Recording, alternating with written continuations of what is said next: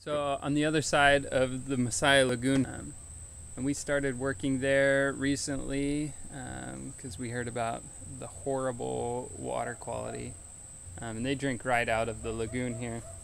And so we started to offer our filter there, and I think there are 4 filters there right now. We're gonna keep working there. It's a little hard because to get there we have to cross all of this terrain across the national park, and so it takes a while to get there in the truck. So here, this is what these people use to get their water. And there's actually a well system. It's up the hill, and they'll run the pump a few times a week. And then it rains, and so there's more water pressure outside of the tube or the pipe than inside. And so the dirty rainwater actually ends up inside the pipe. And so all their water later is contaminated.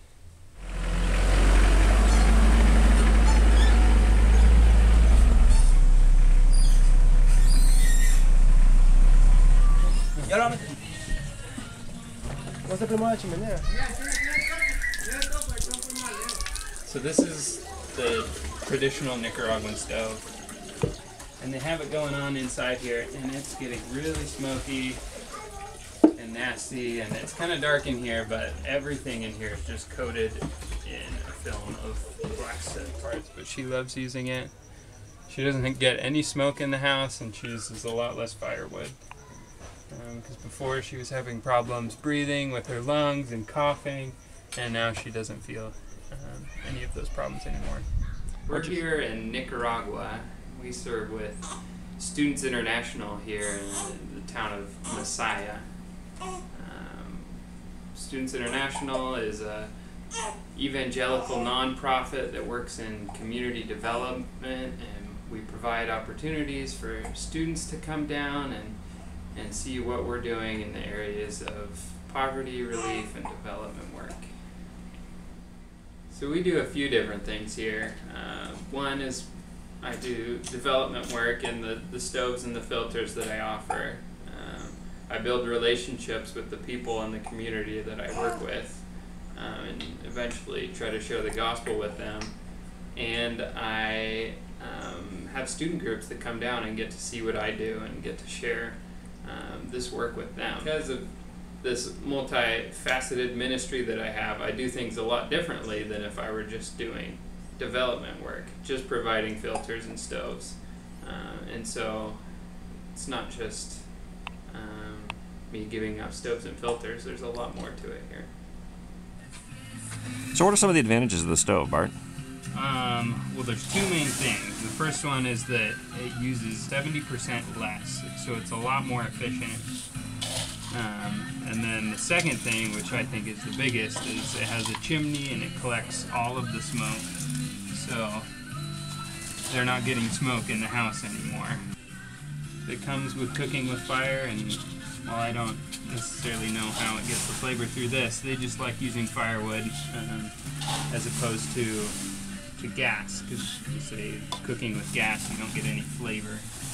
So people like it. They say it's easy to cook with once they learn how to use it, and they like how it looks inside their house. Cortar pedazos para que te dé más facilidad de trabajar. Alright, it's hot.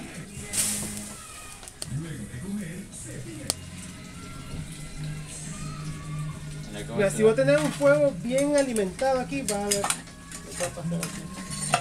So with people around here who we already know, it's really easy to relate with, because we have trust built up. They know what we do.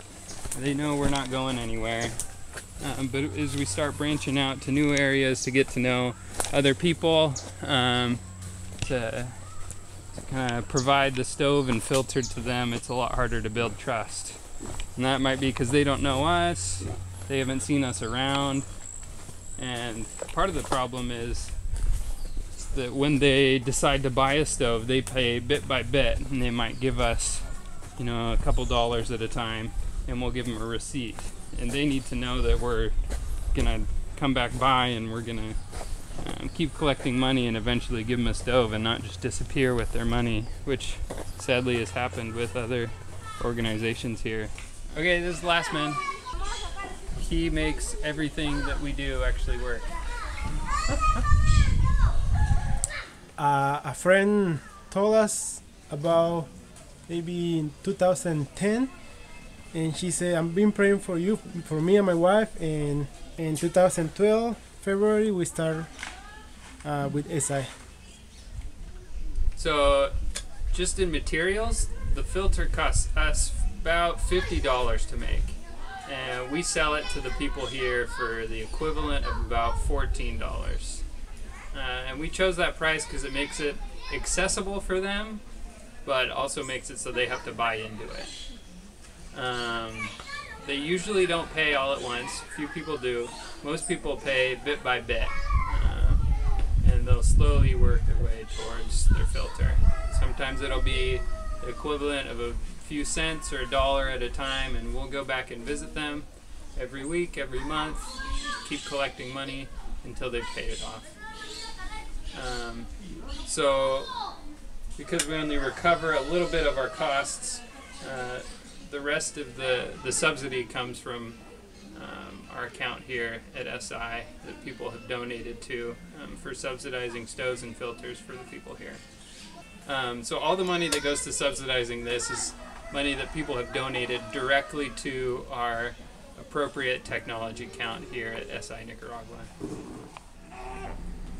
We would like to thank you for all of your support and your love and your prayers, and continue to keep up with our blog and stay updated on what we're doing.